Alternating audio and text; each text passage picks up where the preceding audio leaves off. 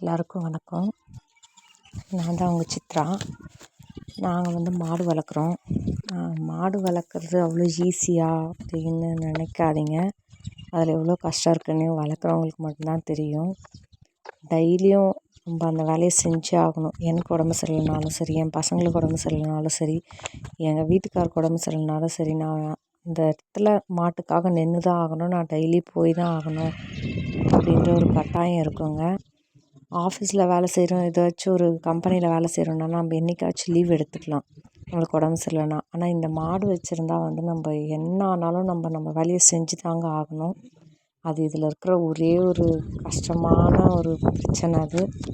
ஆனாலும் நேசித்து செய்கிறவங்களுக்கு அது பெருசாக தெரியாது. எனக்கு மாடு வளர்க்குறது பிடிக்குமான்னு கேட்டால் ஆமாம், கண்டிப்பாக பிடிக்குங்க. பிடிக்காத வேலையை யாராலையும் தொடர்ந்து நிரந்தரமாக செய்யவே முடியாது.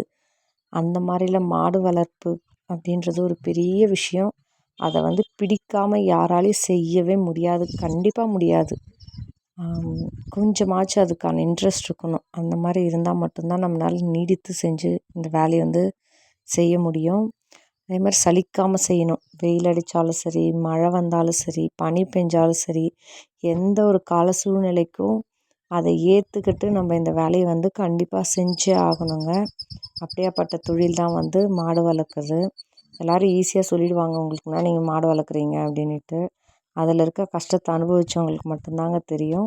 கஷ்டம் இல்லை, இஷ்டம் பிடிச்சா மட்டும்தான் செய்ய முடியும் இந்த தொழிலை. அடுத்து நம்ம மாடுங்க மேலே எவ்வளோ பாசம் வச்சுருக்கோன்றது அது உணர்ந்தால் மட்டும்தாங்க புரியும். வார்த்தையால் சொல்லவே முடியாது.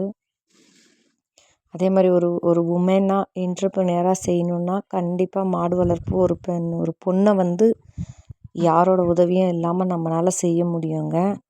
அதுக்கு ஒரு பெஸ்ட்டு தொழில் எதுன்னு பார்த்தீங்கன்னா, உமன் என்டர்ப்ரனருக்கு கவ் ஃபார்மிங் பெஸ்ட்டு ஒன்றுன்னு நான் சொல்லுவேங்க.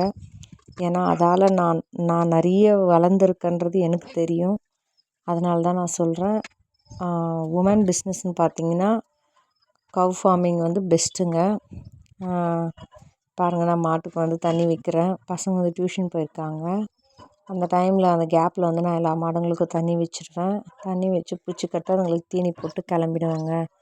ஈஸியான வேலை அப்படின்னு தான் சொல்லணும். பிடிச்சி செஞ்சால் எந்த வேலையுமே ஈஸிங்க. அதே மாதிரி இந்த தொழிலில் எந்த தொழிலாக இருந்தாலும் நம்ம பிடிச்சி செய்யணும். பிடிச்சி செஞ்சால் மட்டும்தான் அதில் இருக்க கஷ்டமும் நம்மளுக்கு ஒரு மைனஸாக தெரியாமல் அது ப்ளஸ்ஸாக தெரியும். அந்த மாதிரி ஒரு தொழில்னால் அது மாடு வளர்ப்புன்னு நான் சொல்லுவேன். ஏன் உங்களுக்கு பிடிக்கும்னு கேட்டிங்கன்னா அதுக்கு ஒரு ஆன்சரே இல்லை. பிடிக்கும், ரொம்ப பிடிக்கும், அவ்வளோதான். மாடு வளர்க்குறது ரொம்ப ஈஸி, கஷ்டம் அதெல்லாம் தாண்டி நம்மளுக்கு இஷ்டம் இருக்கணும். இஷ்டம் இருந்தால் அந்த கஷ்டமும் தெரியாது, நஷ்டமும் தெரியாது. அப்படியே ஜாலியாக செஞ்சுட்டு போகலாங்க.